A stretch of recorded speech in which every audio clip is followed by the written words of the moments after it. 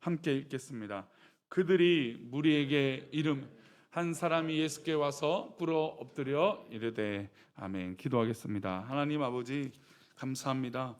우리를 사랑하시고 인도하여 주셔서 오늘도 예배하는 자리로 인도하여 주셔서 감사합니다.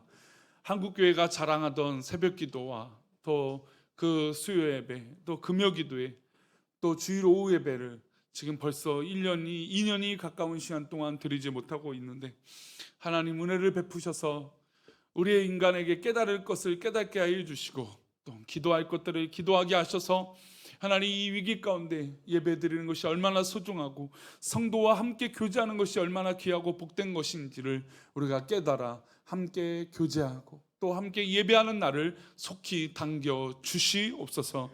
하나님, 이 예배를 온라인으로 드린다는 것이 하루 이틀 쉽지 않습니다. 그러나 우리 성도들 할 수만 있다면 한 말씀이라도 붙들고 하나님 앞에 기도하며 나아갈 수 있도록 은혜를 베풀어 주옵소서. 이 예배를 받으시고 또 말씀을 나눈 가운데 함께 하실 것을 믿사오며 거룩하신 예수 그리스도 이름으로 기도합니다. 아멘. 우리가 판단할 때 가능한 일과 불가능한 일이 우리가 판단하게 됩니다. 이거는 우리가 할 수 있어. 우리가 이걸 좀만 노력하면 가능할 거야. 그래서 눈에 보이죠. 그래서 그 가능한 일들을 하나하나 할 수 있습니다. 근데 우리가 딱 봤을 때 이건 불가능해 라고 하는 일이 벌어지면 어떻게 될까요? 특별히 우리가 코로나 이 위기들을 보내면서 우리가 할 수 있는 일이 있고 우리가 할 수 없는 일들이 있어요. 특별히 이제 백신을 맞음에도 불구하고 돌파 감염, 즉 백신 접종 완료자에게도 이 코로나가 걸리는 것을 볼 때 이것을 우리 인간이 어떻게 할 수 있느냐라고 하는 관점을 볼 때 굉장히 불가능한 일인 것 같습니다. 마스크를 잘 쓰고 손을 잘 씻어도 어디서 어떻게 이 코로나가 걸렸는지 알 수 없는 확진자 비율이 30%, 40% 가까이 되고 있다라는 겁니다. 적어도 10명 중에 3, 4명은 어디서 어떻게 걸린지 찾아낼 수가 없는 사람들이라는 것이죠. 그러니까 길을 가다가도 나도 모르게 걸릴 수도 있는 게 이 코로나입니다. 그러니까 굉장히 불안하고 염려가 되죠. 그래서 이런 불확실성이 커지고 또 불가능한 일이 많아지면 사람들은 어떻게 될까요? 사람들의 선택은 포기하거나 아니면 숨는 것일 것입니다. 백신이 나와서 코로나 확진자가 줄어들 때만 해도 이제 백신이 우리 모든 것을 해결해 줄 거야, 그런 가능성을 제시해 주고 있어 라고 하고 있는데, 오늘 이스라엘 확진자가 7,000명이 넘는 거였어요. 이스라엘은 2차 접종까지 완료한 비율이 70%가 넘습니다. 거의 80%. 물론 젊은 40대 이하가 퍼센트로 따지면 58%, 절반 정도 수준이지만 전 국민을 따지면 7,000명입니다. 그래서 인구 대비로 가장 많은 확진자가 나온다고 하는 나라가 이스라엘이에요. 그러니까 즉 백신을 맞았을 때만 해도 확진자가 막 5명, 3, 4명으로 줄어들었을 때만 해도 모든 것을 해결해 줄 것처럼 보이지만 변이들이 나오고 백신을 맞아도 돌파가 되고 뭐 이런 것. 물론 중증 환자, 즉 백신을 맞으면 중증으로 확전되어지는 경우들이 굉장히 적어지고 있어서 그나마 그것은 다행입니다. 그래서 사실은 두 가지 방법으로 전 세계가 고민하고 있죠. 한 가지 방향은 영국의 방향처럼 이제 이 중증의 비율이 감기보다, 독감보다 높지 않으니까 그저 그냥 우리는 코로나와 함께 살자. 백신은 어느 정도 맞았고 면역도 어느 정도 있으니까 이제 우리가 감기, 독감 걸리는 수준으로 살아야 되니까 우리가 모든 걸 열어놓고 개방하고 살자. 그러니까 자유롭게 살자라고 하는 이 개방주의로 사는 나라가 있고, 또 하나는 중국처럼 전략적으로 폐쇄하는 국가들이 있습니다. 중국의 한 이 국경, 특별히 이제 공항 근처의 마을들을 폐쇄합니다. 주로 이 변이들이나 확진자들이 공항 근처의 마을부터 시작됐다라고 판단이 돼서 공항 근처에 있는 마을들을 이동 제한을 시키고 완전히 묶어놓는 일들을 하게 됩니다.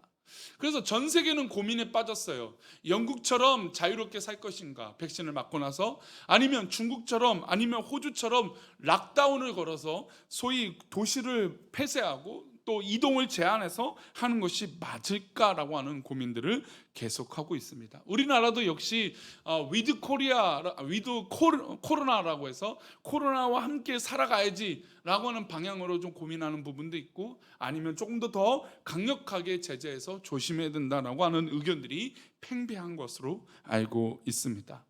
이렇게 우리가 판단할 것에 가능성이 있고 불가능한 것들이 있다라는 것이죠. 물론 인간이 하는 과학적 발전이 엄청나게 또 무시무시하게 발전해 왔습니다. 그래서 인간이 불가능하다라고 생각했던 것들을 점차 가능하도록 만들어가고 있죠. 그럼에도 불구하고 새로운 변화와 또 인간의 한계들이, 또 문제들이 계속 발전되어지고 끊임없이 생겨나고 있다는 겁니다. 그렇다면 우리 성도님들, 믿음의 성도님들 삶 속에서 가능한 일과 불가능한 일을 어떻게 극복하고 계십니까? 얼마 전에 옥상에 어닝을 설치했습니다. 이제 천막을 하다가 또 전문가를 부를까 하다가 전문가는 또 너무 많은 비용이 드니까 우리 부목사님과 함께 어떻게든 저것을 설치해 보자. 왜냐하면 또 비위를 맞고 하고 쇠가 있으니까 또 뚫어놓은 부분이 자꾸 녹슬 것 같아 갖고 이 어닝을 설치했습니다. 저와 부목사님은 전문가가 아니죠. 별거 아닌 것 같아도 이것이 둘이 들어야 되고 또 깊이 박아야 되고 하는 어떤 것들이 있습니다. 근데 전문가가 아니니까 설치를 하고 나서도 어떤 마음이 드냐면 불안한 마음이 들어요. 이것이 잘 될까? 이거는 무너지지 않을까? 또 비가 많이 오거나 바람이 많이 불거나 눈이 많이 오면 이거 문제가 생기지 않을까? 지붕에 탈이 생기지 않을까? 막 이런 염려가 생겨서 보강을 어떻게 하면 할까? 또 어떻게 하면 단단하게 더 붙여놓을 수 있을까라고 생각했습니다. 왜 그럴까요? 저는 전문가가 아니기 때문입니다. 전문가가 아니니까 불안전하다. 물론 그런 일들을 하긴 했지만 불안전하다라고 하는 생각이 자꾸 들었습니다. 그래서 이게 너무나 불안한 마음이 자꾸 있으니까 꿈속에서도 이게 마치 좀 흔들리는 듯한 꿈을 꿨어요. 살짝 꿈을 꿨어요. 계속 이 꿈을 꿨던 건 아닌데 잠결에 살짝 그런 염려가 있었던 건지 꿈인지 모르겠지만 그런 생각이 들어서 그 다음날 부목사님께 옥상 올라가서 이거 좀 다시 해야겠다 했는데, 제가 이렇게 힘으로 매달려도 전혀 흔들림이 없어요. 그런데도 불구하고 제가 전문가가 아니니까 불안한 마음이 쉽게 가시지 않았습니다. 이렇게 불안하고 불안전하면 누구를 찾는가? 말씀드린 대로 전문가를 찾죠. 의사를 찾고 과학자를 찾고 법률가를 찾고 또 그 일에 대해서 일하시는 전문가를 찾습니다. 비용이 들더라도 해결되지 않으면 전문가에게 문의해서 정확하게 해결할 수 있도록 하는 것이죠. 그렇다면 우리 생활 가운데, 믿음의 생활 가운데 전문가는 누구일까요? 우리 믿음의 삶의 전문가는 누구일까요? 목사일까요? 우리 주님이시죠. 성경이죠. 당연히 문제가 생기고 더욱이 불가능한 일이 생기면 우리는 더욱 누구한테 나가야 되냐면 주님 앞에 나아가야 되는 것입니다. 당연합니다. 당연해요. 우리에게 어려운 일이 생기면 당연히 주님 앞에 나가야 되는 것이죠. 그런데 오늘 큐티 본문은 주님께서 화를 내세요. 주님께 나왔는데도 불구하고 화를 내세요. 왜 화를 내실까? 한번 보겠습니다. 우리 14절 말씀 보겠습니다. 14절 말씀 읽겠습니다. 시작. 그들이 무리에게 이르매 한 사람이 예수께 와서 꿇어 엎드려 절하. 한 사람이 와서 예수님께 엎드렸습니다. 이 사람에게 어떤 일이 벌어졌냐면 불가능한 일이 생겼어요. 그것이 자신에게 아들이 하나 있는데 아들이 아픈 것이었습니다. 얼마나 아프냐면 15절에 이렇게 말합니다. 15절 말씀 함께 읽겠습니다. 주여 내 아들을 불쌍히 여기소서. 그가 간질로 심히 고생하여 자주 불에도 넘어지며 물에도 넘어지는지라. 이 아들에겐 증상이 있었는데 간질이었어요. 입에 거품을 물고 쓰러지고 발작을 하는 증세였습니다. 게다가 이후에 성경을 고백하기는 귀신이라고 주님은 말씀하고 있죠. 또한 이 아이가 그냥 지나가다가 불이 있으면 불에 뛰어 들어가기도 하고 넘어지기도 하고, 물이 있어도 물에 넘어지는 그런 너무나 어려운 일이 겪게 된 것입니다. 그러니까 아이가 가다가 불에 넘어지니 죽을 것 같잖아요. 또 이 물에 빠지니 죽을 것 같잖아요. 내 아이가 아무리 몸이 안 좋아도 죽을 것 같은 사람을 견딜 수 있는 부모가 어디 있겠습니까? 너무너무 힘들죠. 그래서 이건 불가능한 일이에요. 그 당시 의원들이나 이 병을 고칠 수 있는 방법이 아무도 없었습니다. 그래서 주님께 불가능한 일을 고백하면서 불쌍히 여겨달라고, 그래서 이렇게 첫 마디를 하죠. 주님, 주여 내 아들을 불쌍히 여기소서라고 고백합니다. 우리가 지난주에 말씀을 나눴지만 주님께서는 우리를 긍휼히 여기시기 때문에 우리를 인도하신다고 했어요. 그래서 이 사람은 너무나 자연스럽게, 또 맞는 표현이죠. 주님, 나를 긍휼히 여기소서, 내 아들을 불쌍히 여겨주소서라고 나아갔습니다. 불가능한 일에 이 사람은 당연히 주님 앞에 나아가야 되는 것입니다. 그래서 주님께 불가능한 일을 불쌍히 여겨달라고 말하면서, 고백하면서 고쳐달라고 간구합니다. 여기까지는 주님이 기적의 사역 가운데 보편적인 일이에요. 그래서 환자들이 오면 주님이 이 모습을 보고, 이 고백을 보고 어떻게 하십니까? 고쳐주시죠. 기적을 베풀어 주시죠. 일어나라, 내 죄사함을 받았느니라, 고침을 받았느니라 하시면서 손을 얹거나 어떤 방법으로든 다 고쳐줬어요. 그런데 이 사건은 좀 달라요.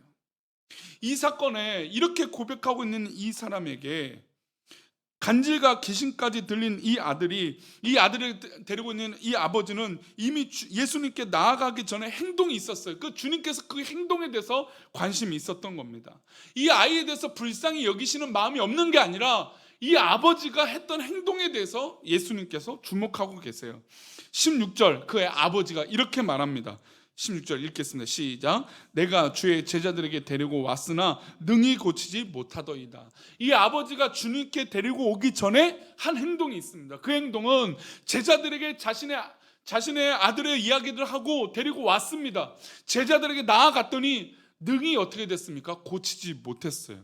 그러니까 제자들에게도 불가능한 일이고 이 믿음의 사람들에게도 불가능한 일이에요. 그래서 이 아버지가 할 수 있는 건 주님께 데리고 오는 일이고, 주님께서 우리를 불쌍히 여겨달라는 그런 고백이었어요.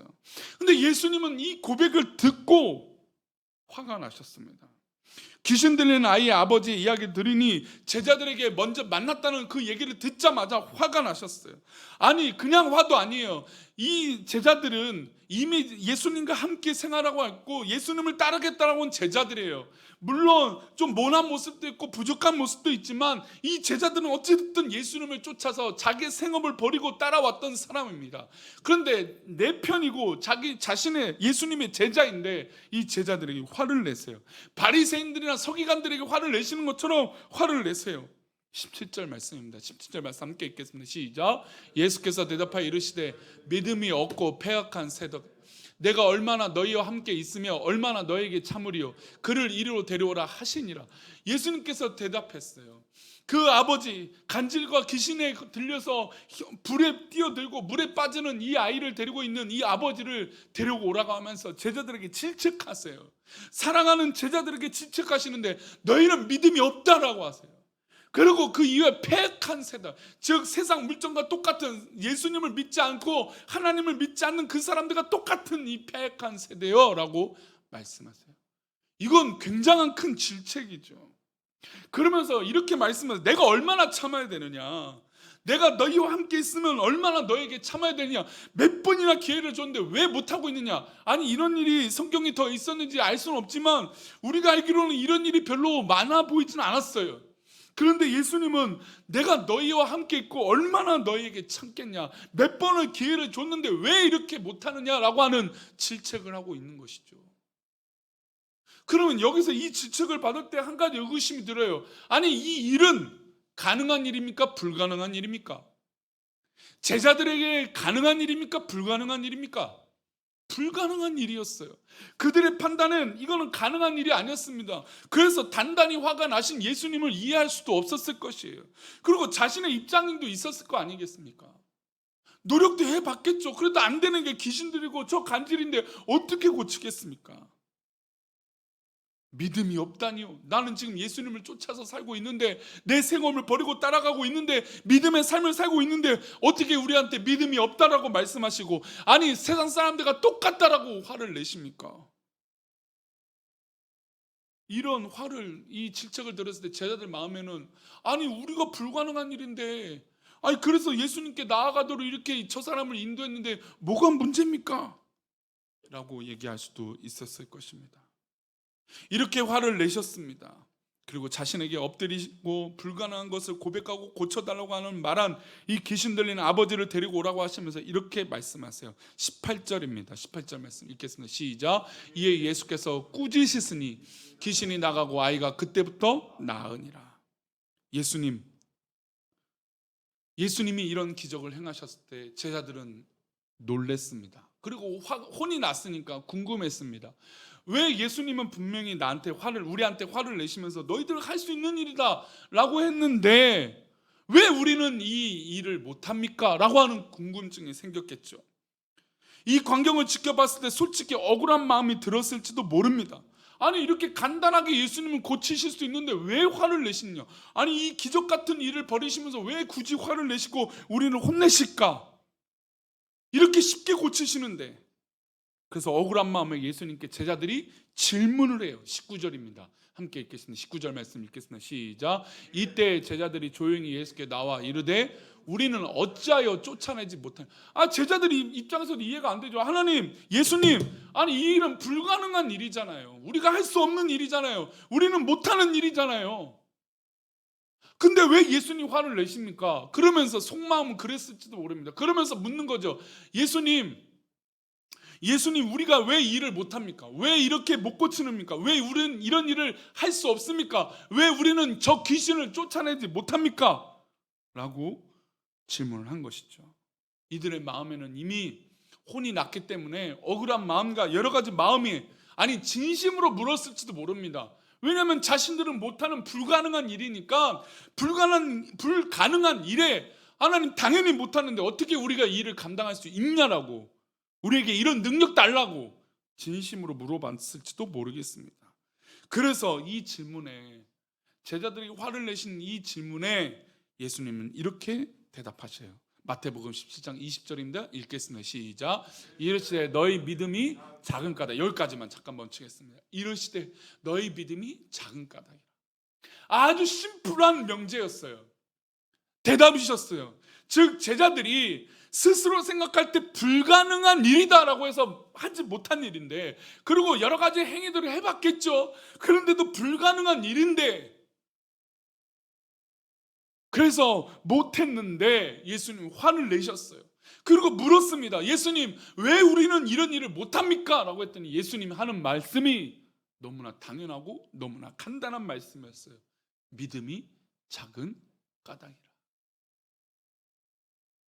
그 다음 구절 한번 읽어보겠습니다. 그 다음 이어서 읽겠습니다. 진실로 시작. 진실로 너에게 이르노니 만일 너에게 믿음이 겨자씨 한 알만큼만 있어도 이 산을 명하여 여기로 저기로 옮겨지라 하면 옮겨질 것이요 또 너희가 못할 것이 없으리라. 우리가 2주 전에 믿음이 필요합니다, 믿음이 있어야 됩니다라고 하는 이 믿음에 관한 말씀을 통해서 제가 이 말씀을 읽어드린 적이 있습니다.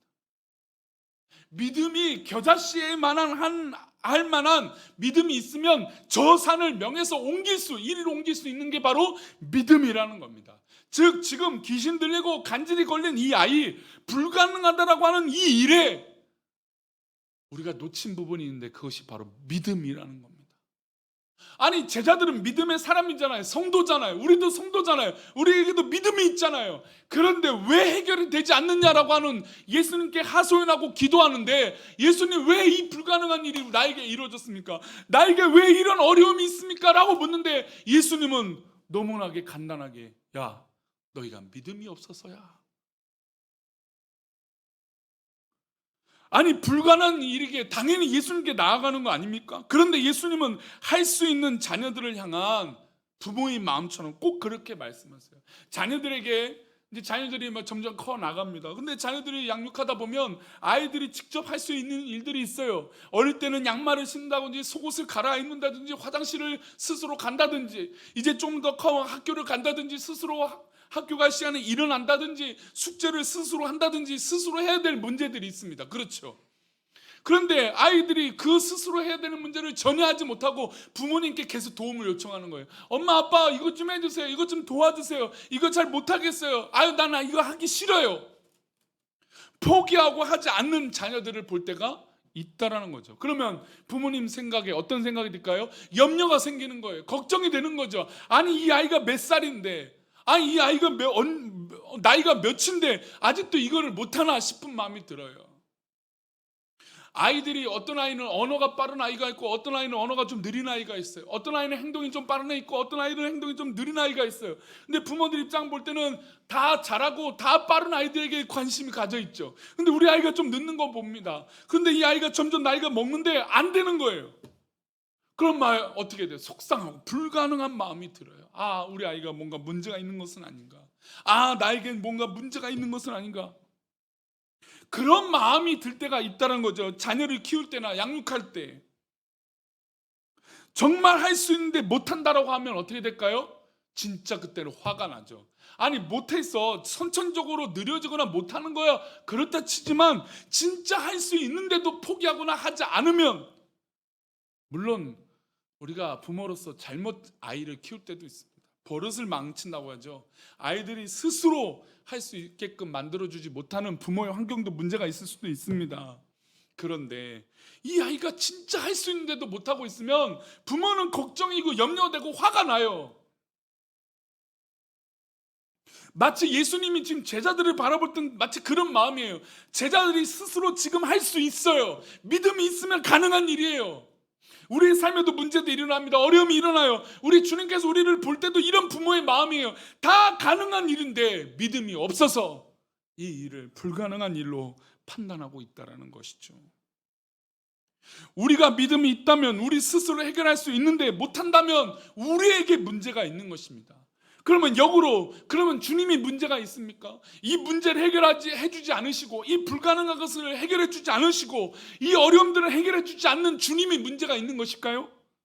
그렇지 않죠. 주님에게 능력이 제한이 없어요. 전지전능하신 분이세요. 그래서 주님은 이렇게 말씀하세요. 믿음이 있으면 된다라는 겁니다. 믿음이 작은 까닭에 이런 문제를 해결할 수 없다라고 말씀하고 있는 것이죠. 믿음이 있다면 해결할 수 있고 믿음이 있다면 스스로 해결할 수 있습니다. 주님께서 믿음이 작으니까 이런 일이 벌어졌다라고 말씀하는 것이죠. 그리고 질책하신 것입니다. 때로는 우리 주변에 일어나는 불가능하고 어려운 일로 인해서 우리 스스로 너무나 힘들고 어려울 때가 있습니다. 그러나 오늘 이 말씀을 기억하십시오. 혹시 우리 주님께서 우리에게 주시는 질책일 수도 있다는 겁니다. 그러면 무엇으로 깨달아야 됩니까? 아, 주님께서 하시는 질책이구나 하면 내 믿음을 점검해야 돼요. 내가 내 믿음으로 행동해 보지도 않고 이미 포기하고 지리짐작해서 포기하고 할 수 없다라고 포기하는 그런 사람이 아닌가. 지난 올림픽 때 참으로 감동되었던 건, 이제 좀 우리나라도 이 올림픽을 바라보는 시각들이 좀 달라졌어요. 그렇죠? 예전에는 무조건 금메달, 뭐 메달을 따면 그 선수를 박수 쳐주고 좋아했는데 요즘은 이제는 최선을 다하면, 그래서 이 올림픽을 대하는 이 선수들의 태도도 열심을 다하고 최선을 다하는 선수들을 향한 시선과 그렇지 못하다고 느꼈을 때, 그 선수들이 설마 최선을 안 다했겠습니까? 열심히 했겠죠. 근데 그냥 우리 국민들이 바라보는 시각에 따라서 좀 최선을 다하지 않는 것 같다, 최선을 다한 것 같다, 그런 모습을 보고 기뻐하고 박수를 쳐줍니다. 특별히 우리나라가 전패한 종목이 있어요.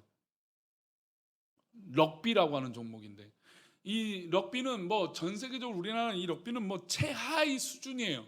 세계대회 나가서 뭐 등수를 딴다는 건, 등수 안에 든다는 건 뭐 진짜 뭐 있을 수도 없는 불가능한 일처럼 느껴집니다. 근데 이 선수들이 소위 말하는 득점을 한번 낸 적이 있어요. 그것도 세계 최강이라고 하는 뉴질랜드를 상대로. 그러니까 우리나라가 럭비가 너무나 수준이 안 되는데 점수를 한번 딱 되니까 전반전이 끝나고 나서 후반전에 이 상대 선수들이 완전히 눈빛이 바뀌었대요. 왜냐하면 자존심이 상해서. 이 나라 사람들이, 그러니까 우리나라가 이런 득점을 냈다는 것 때문에 뭘까요? 기분이 나쁘다는 거예요. 그래서 후반전에 몇 배로 더 그 상대방 선수들이 잘해서 우리 대한민국을 눌렀다고 합니다. 그런데 저도 그 장면을 본 적이 있는데 뭉클하더라고요. 물론 너무나 점수차가 커져서 아유 안타까워 해서 채널을 돌린 적이 있지만, 근데 그 선수들의 표정 하나하나가 굉장히 진지한 거예요. 수십 대 아니 뭐 50대 몇으로 지고 있는데도 불구하고 선수들이 열심을 다하는 거죠. 주님은 마치 지금 우리에게 바라보시는 믿음의 조건이 바로 이것이에요. 우리에겐 불가능하죠. 어려운 일이 맞습니다. 힘든 일이죠. 지금 이 코로나도 너무너무 힘든 일이죠. 그런데 우리 스스로 포기하고 있다는 겁니다. 아까 우리가 찬양도 했지만 세상이 흔들려요. 그러면서 주님을 떠나가는 사람들이 많아져요. 세상이 패역해져요. 그러면서 주님을 떠나가는 사람들이 있어요. 믿음이 적으니까 그렇게 된다는 것이죠. 또 현실적으로 보면 우리는 능력이 있습니까? 없습니까? 우리는 능력이 없어요. 우리는 능력이 있습니까? 능력 없죠. 전문가가 아닙니다. 어려운 면이 많아요. 연약한 인간이에요. 그러나 우리가 믿는 주님은 불가능이 있습니까? 없습니까? 없는 분이세요. 그래서 우리는 우리 주님을 힘입어 기도하고 능력으로 행동해야 돼요. 행동하지 않고 포기하거나 그냥 지레 짐작해서 포기하면 안 된다는 것이죠. 우리가 행하는 것이 아니라 그때부터 우리 주님이 행하실 줄 믿습니다. 우리 주님께서 역사하시는 것이에요. 그러니까 믿음을 가지고 행동하면 되는 것입니다. 그게 바로 믿음이에요. 그런데 우리는 속으로 결정합니다. 에이 이게 무슨 가능한 일이야. 에이 안 될 거야. 에이 이건 할 수 없는 일이야 라고 포기하지 말자는 것이죠. 그래서 성경은 믿음의 성도가 살아가는 모습을 이렇게 말합니다. 하박국서 2장 4절 말씀 이렇게 고백하고 있어요. 함께 읽겠습니다. 보라 그의 마음은 교만하며 그 속에는 정직하지 못하나 의인은 믿음의 사람은 그의 믿음으로 말미암아 어떻게 됩니까? 살아가는. 그러니까 즉 우리가 살아가는 모든 방법과 판단은 믿음으로 판단하고 믿음으로 살아가는 것일 줄 믿습니다. 우리가 안 되고 넘어지는 건 믿음으로 살아가지 못하는 믿음이 작기 때문이라는 것이죠. 에베소서 3장 12절은 또한 그 믿음에 대해서 이렇게 말하고 있습니다. 함께 읽겠습니다. 시작. 우리가 그 안에서 그를 믿음으로 말미암아 담대함과 확신을 가지고 하나님께 나아감을 얻느니라.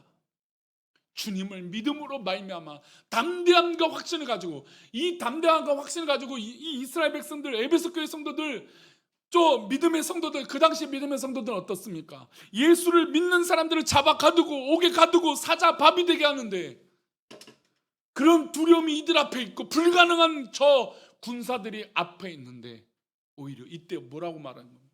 믿음으로 말미암아 내가 저 사자굴 앞에서도 담대하고 확신을 가지고 하나님께 나아간다는 것이죠. 사실 우리 한국교회는 그런 어려움 가운데 믿음으로 나아갔던 교회가 한국교회예요. 근데 저는 오늘 말씀 가운데 참으로 뼈아프게 찔리는 말씀은 지금 제자들에게 믿음의 작은 까닭이요 패악한 세대요라고 말해요. 그러니까 우리의 삶이 살아가는 모습이 세상 사람들과 별반 다르지 않다라는 겁니다. 믿지 않는 사람들과 똑같다라고 주님은 질책하고 있는 이 질책이 가슴을 후벼 파고 있습니다. 이 코로나 위기 때 우리 성도님들의 믿음은 어디에 있습니까? 우리 성도님들의 믿음은 얼마나 어떻게 작용하고 계십니까?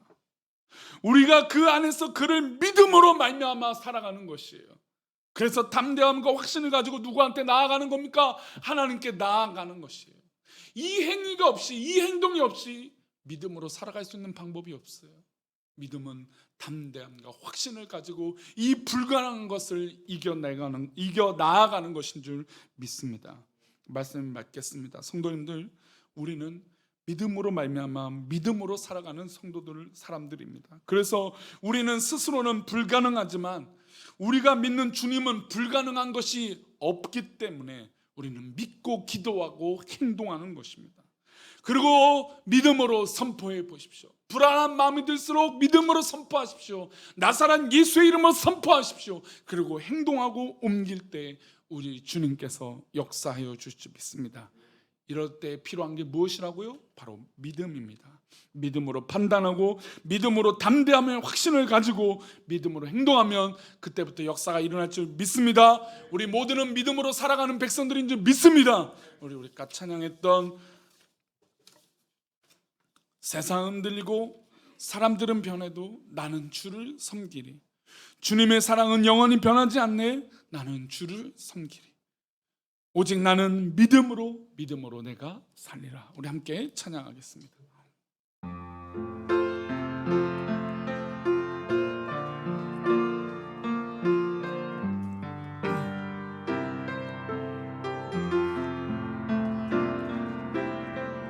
세상은 들리고 사람들은 변하여도 나는 주를 섬기리. 주님의 사랑은 영원히 변하지 않네. 나는 주를 2절입니다. 믿음은 들리고 믿음은 들리고 사람들 주를 떠나도 나는 주를 섬기리. 아멘.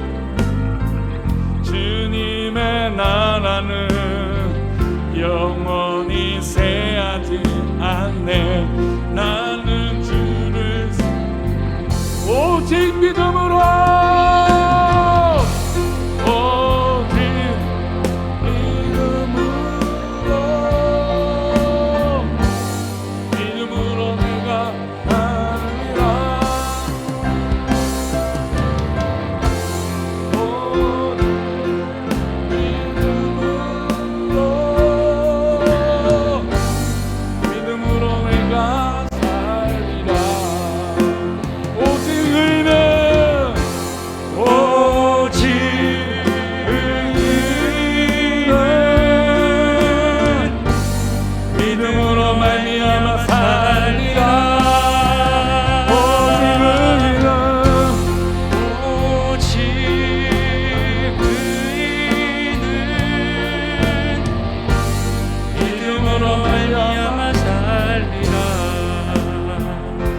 한 번 더 생각해보면 우리가 기도해도 믿음으로 행동해도 안 될 수도 있어요. 근데 주님은 지금 말씀하신 게 포기하고 있느냐에 대해서 말씀하고 계신 거예요. 왜 행동으로 해보지도 않고 믿음으로 살아보지도 않고 왜 포기하냐 이거. 우리 성도님들 포기하지 마시기를 축복합니다. 우리 주님 역사하실 테니까 기다려보고 또 믿음으로 살아가 봅시다. 그러면 우리 주님 역사하여 줄 줄 믿습니다. 인도하여 줄 줄 믿습니다. 아니 우리가 우리 인간의 기준으로 안 될지라도 결국 우리 주님이 승리하실 줄 믿습니다. 이제 우리 함께 기도할 때 하나님 내가 믿음으로 살게 하여 주옵소서. 믿음으로 행동하게 하여 주시고 포기하지 않게 하여 주시옵소서. 이제 우리 다 같이 하나님 앞에 기도합니다. 같이 기도합니다. 아버지 하나님 감사합니다. 우리 주님께서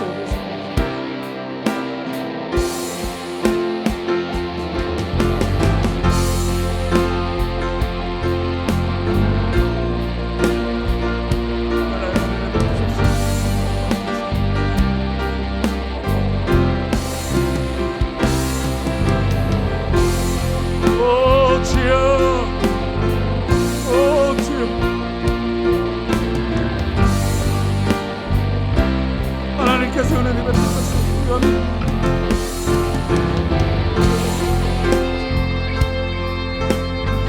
오 주여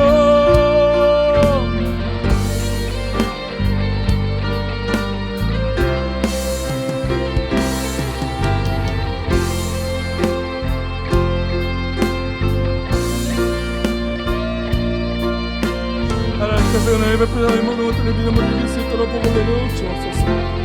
오 주님 믿습니다. 하나님 아버지 우리가 하나님 포기하고 있는지 에이 이건 불가능한 일이라 가능하지 않은 일이라고 포기하고 있는지 하나님 우리의 믿음을 다시 한번 점검하고 돌아보게 하여 주옵소서. 하나님 우리가 부끄럽게 주님 앞에 포기한 자가 되지 않게 하시고 하나님 믿음으로 행동하며 믿음으로 살아가는 우리가 되어져서 결국 이 모든 역사를 이루실 우리 주님을 바라보며 믿음으로 승리하는 우리들 되게 도와주옵소서. 하나님 인생의 난간을 맞아요 어려움 당하고 있는 우리 성도들 있다면 하나님 이기게 하여 주시고 확신을 가지게 하여 주시고 담대함을 주셔서 오직 하나님 앞에 나아가는 믿음의 용사들 되게 도와주시옵소서. 하나님 우리들의 진로와 우리의 앞날과 우리가 하고자 하는 모든 계획 가운데 인간의 연약함으로 넘어지지 않게 하여 주시고 믿음으로 말미암아 선포하며 이겨나갈 수 있는 믿음의 용사들이 되게 도와주옵소서. 우리를 지키시고 그렇게 믿음으로 승리하고 믿음으로 고쳐주실 것을 믿사옵고 거룩하신 예수 그리스도의 이름으로 기도 올려옵나이다. 아멘.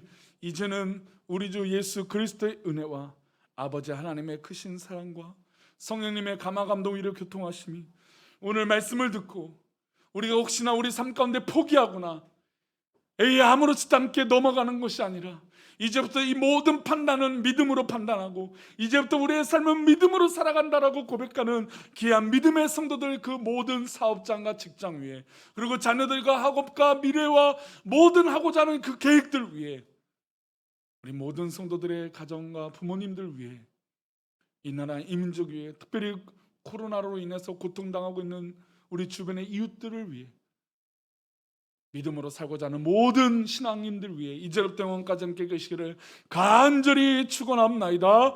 아멘.